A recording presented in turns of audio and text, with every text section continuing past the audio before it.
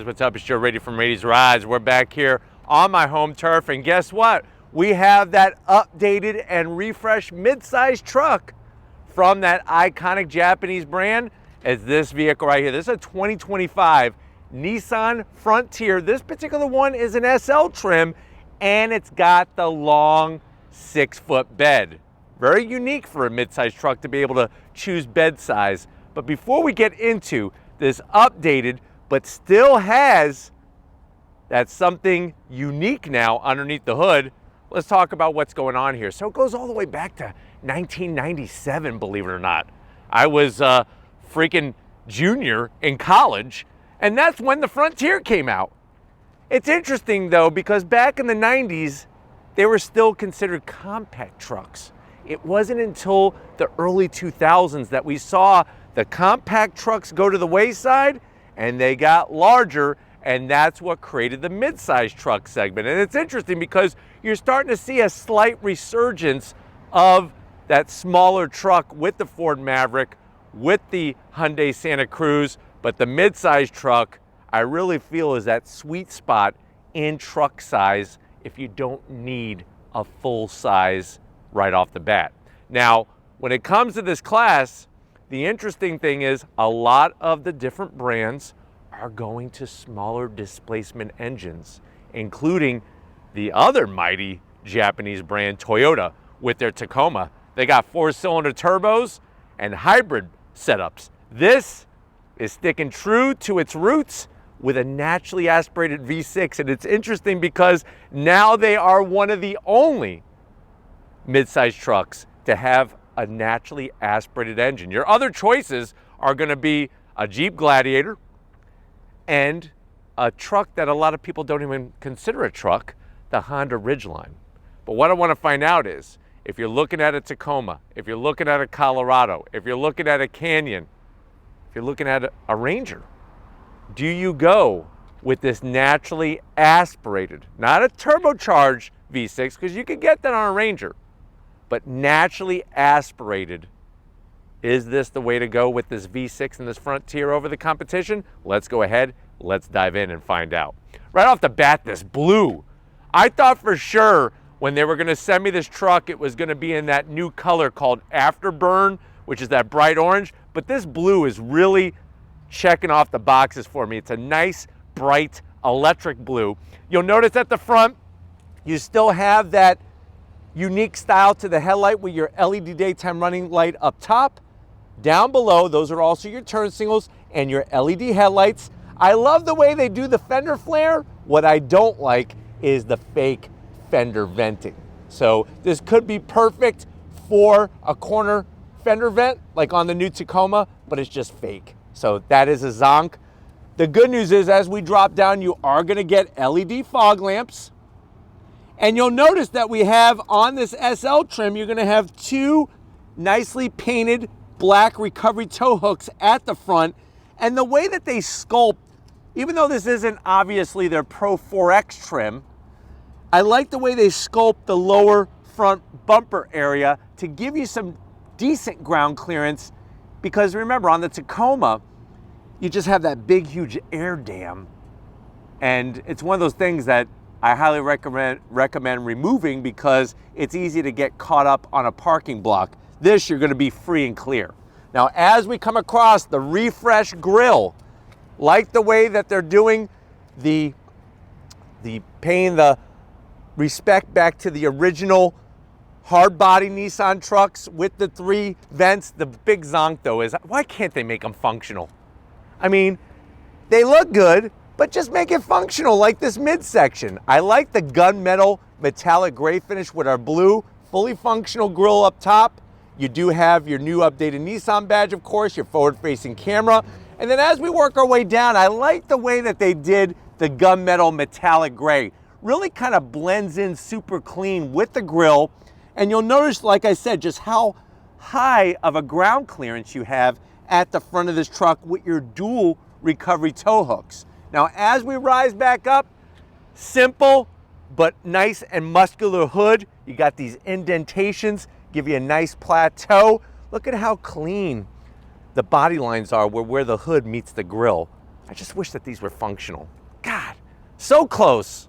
Now, as we come around the bend, what are we working with? Wheel and tire. We got new wheels for 2025, machined aluminum with the gunmetal metallic gray 17-inch wheel. Tires are 265 on the width, 65 series sidewall, and you'll notice that everything is painted that beautiful blue color. I'll have Steven zoom in and show you the box frame. Of course, we have our upper control arm, our shock absorber. Everything has been updated for tuning for the suspension to give you a better ride, even though this is a truck and it does ride like a truck, but they're trying to kind of tune all that out to give you as comfortable as a ride, because people use their trucks not just for doing work stuff, but for doing a lot of daily commuting and driving and everything else. So that really is going to make it a little bit more pleasurable. And I think that's where the Ridgeline really flexes its muscle. It's because it's on an SUV chassis, not a truck chassis. Now, as we come down the side, that indentation gives it that muscular look. Color match painted on your mirror caps. You got 360-degree cameras, which is great. Color matched on our door handles. And you'll notice from the side, this is a mid-size truck, but with that longer bed, it really gives you more utility and more truck right off the, right off the top when you're looking at it. Now, speaking of the top, we do have a standard size sunroof up top on this SL trim, which is great.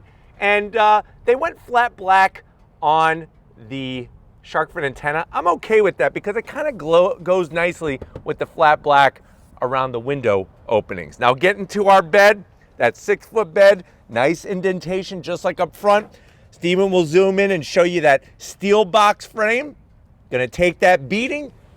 And then as we come around the back, just like we refreshed up front, they did a little tweaking to the taillights. You do have your LED taillights, very nicely done in those housings. Ours is a 4x4, SL 4x4. And it's so nice to see all the brands just putting the name, just stamping it into the actual tailgate of the truck. Now, as we drop down, you got your full tow capability.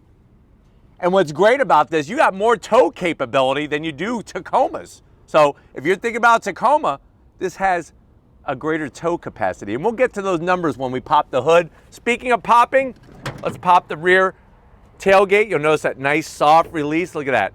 Our bed liner is all in there to protect. You have that Nissan utility track system. You could slide these depending on what you're trying to tie down. And on the passenger side, what's great to see is that you do have a home power source back here. For some tools, you got LED bed lighting. They really did a great job, I think, giving you exactly what you need and not all this extra stuff, not a folding tailgate, a tailgate that's got cup holders and stuff, just something that is a usable truck, but you could use it every day for everything. But why don't we go ahead, if you're ready, I'm ready, let's go pop the hood and check out the last of the V6 powered pickup trucks. All right, guys, we got the hood pop. You don't have hood struts, so you don't have to worry about a pesky prop rod getting in the way.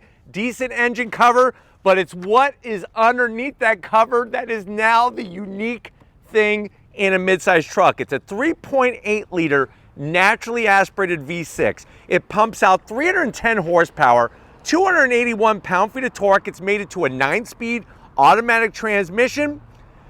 0 to 60 in about 7 seconds, top speed 115 miles per hour, and the truck weighs 4,400 pounds. MPGs, 17 in the city, 21 on the highway, and here's where it really wins. The truck tows 7,150 pounds. And like I said, we have that optional 6-foot bed. So nice to see that. Nice to see naturally aspirated horsepower. And it's nice to see the different trims. I know not everybody needs or wants a Pro 4X off-road trim, even though that's the one that I would get. But this SL trim does pack a pretty big punch for what you're getting for the price. But why don't we go ahead, before we get to price, let's fire up the V6 and hear what it sounds like.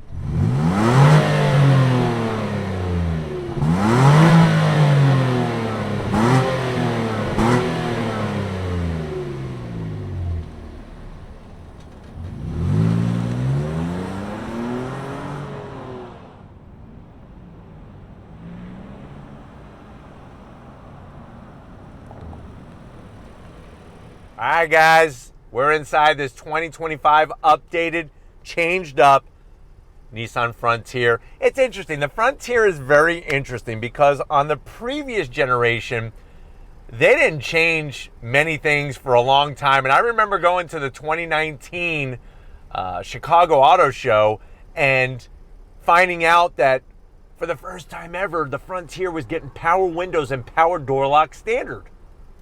What's going on? But you got to give it to Nissan because they have fallen right into the sweet spot because of everybody making their changes. Still having that V6 and having one of the best towing capacities in its class. Now, I know you're saying, well, Joe, if it has the V6, if it's got some refresh, some new technology for 2025, the price must be through the window or through the ceiling. Guess what? It's not too crazy. The way that this one is optioned, you got the custom blue color. We got, like I said, that new tech in here. It's an SL trim. You can go lower trim, SV. And we have the 6-foot bed. You're looking at an MSRP 4x4 for $47,000. That's a far cry from Tacomas because Tacomas now are in the $50,000 and $60,000 range. But let's see what the Nissan Frontier brings for 2025 to the door panels.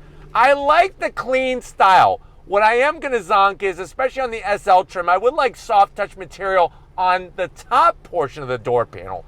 That is hard plastic. They put the soft stuff in the center. Don't understand that, but okay. But I am going to zonk the hard plastic. I do like the armrest though. Nice and soft, just like a roll of Charmin. You got a little bit of this faux carbon fiber trim, which really doesn't make sense to me, but it could be worse. It could be gloss black. There's no gloss black on the door panel. Door pocket is interesting because it's perfect for 6 Chipotle tacos with extra guac, and you got a nice large bottle holder there for a bottle of root beer, and we have the Fender premium 10-speaker sound system. Now, going from the door panel to the dash, I like the way for 2025, you got some soft touch, you got some contrast stitching, you got a little bit of silver trim around the AC vents. Slide on in. Up top, you got your baker's dozen holder for Twinkies, and you can leave them here in the sun, get them all warmed up. And then new is this 12.3-inch infotainment system screen. You got Apple CarPlay, Android Auto, obviously the navigation. And what I like about it is just how easy it is to use. All of the nice screens when it comes to, you can get your traffic, your sports scores, your fuel prices, all within the infotainment system. And it's very, very intuitive and very easy to use. I could hit the camera button. There is your forward-facing camera and your 360. I'll be honest with you, it's terrible. So I am going to zonk it. I do like the way you got trajectory, but it's so grainy. I think it's a camera from 1997. But it is nice that you got 360. It's just that, you know, it's one of those things that would be nice to have a clear image. So, but that's your forward-facing camera. There's those 17-inch wheels, and then we're right back where we started. There we go. You do have your rotary knob to go from 2-wheel drive to 4-wheel drive. There's your start-stop button, and I do like the way they have the auto start-stop button very close, so you could fire it up and then shut off that pesky auto start-stop feature. We do have dual climate control. I know some people are offended by this. I don't know why. I don't think it's that bad. The Frontier name, it's tasteful. I don't know why people are so upset about them putting the Frontier name right there. But you do have your dual climate, like I said, easy access 12 volt. You got 2 stages of heated seats, USB-A, USB-C, heated steering wheel. And then you have another nice little storage cubby down there where you could easily put a 1-pound bag of Skittles. Watch out for the red color, guys. It's that dye. It'll make you grow a third eye or a third arm. A little bit of silver trim on these little oh crap handles for your passenger. 2 standard size cup holders. I don't know why they did this. So we still have the old key fob that Noah actually used on his Arc all the way back when. I don't know why this vehicle 2025 did not get the updated key fob. So that is a zonk. This guy right here is going to control your 9-speed automatic, like the silver trim, no gloss black, wireless charging, even large enough for those phones that are like small iPads. Super soft on the armrest. And then look at all the storage you have in there. You could easily put, I would say, 4 to 5 Tiger Electronic Arts handheld games. So if you were around in the early 1990s and you were old enough to remember this, before there were all these fancy, handheld game systems and all this stuff that you did on your phone and all this, you would get a Tiger Electronic Arts handheld video game like Mortal Kombat they had Ninja Gaiden, they had even Cubert. And it was just the one game and very simplistic on the graphics. But it was fun. It wasn't complicated. And it kept you occupied. Seats. Love the leather. Look at the way they updated the design for 2025. 4-way electric, not manual, electric adjustable for the passenger. I have 8-way adjustable. And then you do get a standard size sunroof, but I do have to zonk the beige headliner. That to me is a no-no. That should be black. Everything should be blacked out in here, especially with the blue exterior. But there's more that I want to show you. Coming over here to the business end, I want to show you behind the wheel of this Frontier. All right, guys, business time behind the wheel. What's great is that you're going to have 8-way adjustable power seats for the driver. Seats, those zero gravity seats, are so comfy. I feel like I'm just floating right now. I feel like my body isn't even sitting in a seat. Okay, maybe I'm exaggerating just a little bit, but these are pretty damn comfortable seats, I have to admit. Plenty of headroom. I'm 6 feet tall, plenty of room in here. Steering wheel.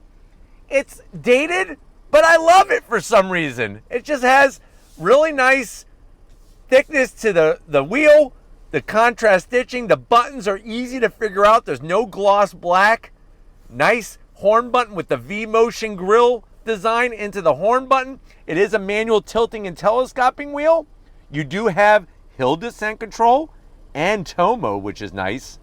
And then the dash, straightforward and simple. That's all I need. I don't need all these other fancy screens. You got your analog LED backlit gauges, your speedometer, tach, fuel gauge, and coolant gauge. And then in the center there, you have your 7-inch digital color display. That's all we need. I don't know why we need all this other junk that they're putting technology-wise in these vehicles. No head-up display. I'm okay with that. If you can't see the gauges, maybe you shouldn't be driving. But let's get in the back seat and see how it compares to the competition. All right, guys, back seat time. You know what? These mid-size trucks, unless you're buying a Gladiator or a Honda Ridgeline, you're not going to get a lot of room. It's manageable. Like I said, I'm 6 feet tall. I'm not touching the headliner. It's just you're sitting very upright. So just let your passengers know so that they don't get disappointed. This is how they're going to be sitting. My knees are just a little too high back here. But like I said, Tacoma's cramped. Colorado's cramped. They're all cramped unless you get a Ridgeline or a Gladiator. But back of the seat, there's no pocket on the driver's side. So if you have a bunch of stuff in your hands, like especially if you have, maybe some jacks and some marbles. That's what kids used to play with back in the 70s and 80s. We didn't have all this technology. We usually would just throw around a rubber bouncy ball. And even before that, people just used to play with tumbleweeds and sticks. But what's nice is technology-wise, you are getting USB-C, USB-A, and a home power source. I have my own pocket over here. This is where I'm going to put my freaking Annie Ann pretzels. Steven and I are going over to Countryside Mall after this, and I'm treating him to all you could eat Annie Ann's pretzels. He loves a nice, soft pretzel. And so do I, so I can't blame him. Seats, like I said, they're comfy. It's just the seating position's a little awkward. What's nice, though, to help with that, let's get that out of the way. You do have a nice size armrest. It's just large enough for a human arm. And these openings here, you could get your super big gulp. We have a manual sliding rear cab window, which is great. And of course, there's storage underneath here. You could just pull up. Obviously, on this side, we have the subwoofer. My side, you have even more room. So you have usable space on the interior. But it's that time. If you're ready, I'm ready. I know Steven's getting ready because he's starting to salivate for a freaking pretzel. I think I might regret this all-you-could-eat thing. I feel like he could eat me out of house and home. We'll see. But if you're ready, I'm ready. Let's go for an on-throttle drive and see if this Frontier is any good. All right, guys, we're inside this 2025 Nissan Frontier. And right away, it's nice to see the larger infotainment system. It's cleanly integrated. I mean, think about that. So many different brands do not integrate their infotainment system anymore into the actual dash. They kind of just stick it on. But the great news is that larger screen, nicely integrated. You could easily get to it within reach, and you have that nice seating position that has always been good in these Frontiers. Going down the road, there is a bit of wind noise. But other than that, I mean, it's a truck experience. I mean, that's one of the things, is that those that don't understand, that have never been behind the wheel of a truck, sometimes when they get behind the wheel of a truck, even a brand new truck like this one, they're not happy with the ride. They're not happy with the amount of noise entering the cabin. But it's one of those things that it's a truck. It's body on frame. So and you're not looking at this fancy suspension that's gonna make everything super comfy. It's about doing the business. You got your 4x4. You have that updated tech. You got the Nissan 360 shield protection, blind spot monitoring, all those different things to keep you and your family safe. But what I love about it is that it feels like your favorite pair of shoes. You know, you have that pair of Jordan 1s that every time you put it on, you just feel like $1,000,000. And that's the thing is when you're in this vehicle, it feels good. It's like a lot of things that I think we once complained about with the Frontier, we're finally appreciating because of just how crazy the rest of the competition is going, especially when it comes to the engine. The V6 in this thing has horsepower, it's got a decent amount of torque, and you got that awesome tow capacity. But going down the road, seats are great. I do like the steering. The steering even has a little bit of an old school feel to it. It's not super assisted. And it just has the perfect weight to it. You don't have, you know, a bunch of fancy modes, just tow mode, that's it. And you reach over and you just hit that tow mode button, and then it lights up tow on the dash. But we're gonna go on throttle. If you're ready, I'm ready. On throttle. Smooth shifts from that 9-speed automatic. And that's the thing is that it's the transmission in it is great. The V6 that they have been using has been around for years, so you know that there's not going to be some, you know, new issue that pops up with them. As you can hear, the blind spot monitoring, the lane keep assist, all those things doing its business. But going down the highway, it's one of those trucks you'll be able to daily drive. And even at 17 miles per gallon in the city, I mean, these turbocharged small displacement engines aren't getting much more. They're maybe getting 19 in the city. So I kind of feel like the smaller displacement turbocharged engines kind of negate any amazing fuel economy. They're not getting 50 miles of the gallon. Having the analog gauges to me is refreshing, especially with everything going full digital on so many other trucks.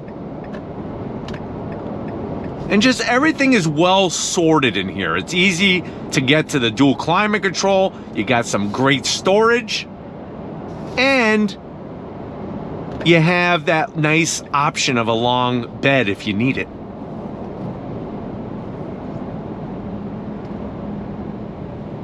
But the seating position in here, especially with the 8-way power adjustable seat for the driver, is very natural. I love the cushion that they use. Those zero gravity seats has this amazing cushion to it to where it's supportive, but it's also comfortable.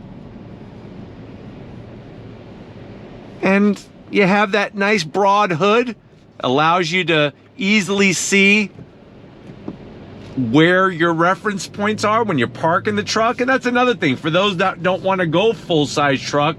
This is so much easier to park. You can put it in your garage a lot easier.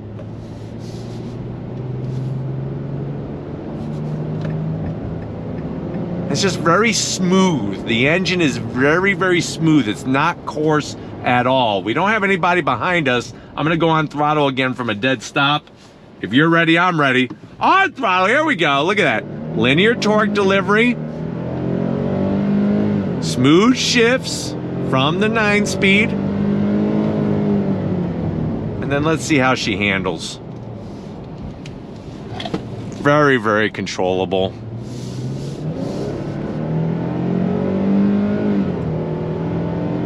No pumped-in sound. You know, that's another thing. A lot of the trucks going to 4-cylinder engines, they're pumping in this sound to try to make them appear to be a V6 to your ears. This really is a V6. And you have the V6 sound coming from the V6, not coming from the Fender audio system. The one major zonk, though, I know you're probably like, well, Joe, you're just like really talking this truck up. It must not do anything wrong. The one thing that it does very, very badly is U-turns. The turning radius in this truck, I'll be honest with you, it sucks. Don't ever think that you're going to be able to get away with an easy, clean U-turn, because it's not going to happen. It's not going to happen. You're going to have to throw the truck into reverse to make a U-turn. And that, to me, is a little foolish that Nissan has not corrected that yet, especially when it's been a known problem for a very, very long time. But like I said, you can pull up your cameras. The one thing, I just wish the cameras were a little bit more clear. And it's funny because they have better cameras because I've seen them on some of their other Nissan vehicles. So they're there. It's just, for whatever reason, they didn't want to put it on the 2025 Frontier. And I'm going to say it again. I don't know what the big deal is, what the upset is, what everybody getting upset about the Frontier name. It does not bother me one bit. I think it fills in this space very nicely. This gap between the buttons on the infotainment system and where your AC placement is, the AC control placement. But another thing you're gonna really love about a midsize truck is just how much easier it is to drive in traffic and on your daily commute over a full-size truck. But just remember, she rides like a truck because she is a body-on-frame truck.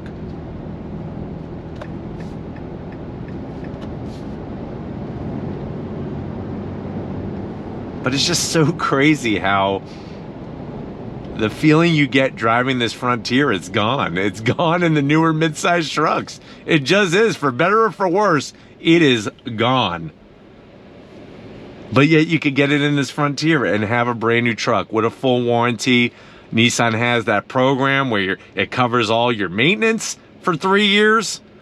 I mean, to me, it sounds like a no-brainer if you're looking for a more traditional setup in your truck.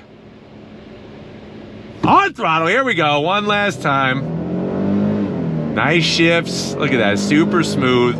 Really, really doing a great job. Of course, the guy in the TRD Tundra with his twin turbo V6 wanted to show off, but hey, let him show off because you know what? You don't have to worry about turbos going bad anytime soon. Because there are no turbos. But I'm hoping that this has been a good overall review of what the Frontier brings for 2025. We're going to get back to where it all started and wrap this one up. So I'll see you in a split second. All right, guys, been another great day in so many ways here on my home turf with this 2025 Frontier. Definitely got to thank everybody at Nissan for giving me access to this press fleet vehicle. Let me know what you think. Are you now gravitating towards the Nissan Frontier just because it has that major thing that hasn't been changed in quite some time, that V6 underneath the hood over the Tacoma's four-banger, Colorado's four-banger, Canyon's four-banger, and even the Ranger four-banger? Let me know what your thoughts are on this Frontier. But if you're new to the channel, you're on your way out, hit that subscribe button. I promise you it's worthwhile. I'll come back for more. If you are a subscriber, thank you for being part of the Raised Rides family.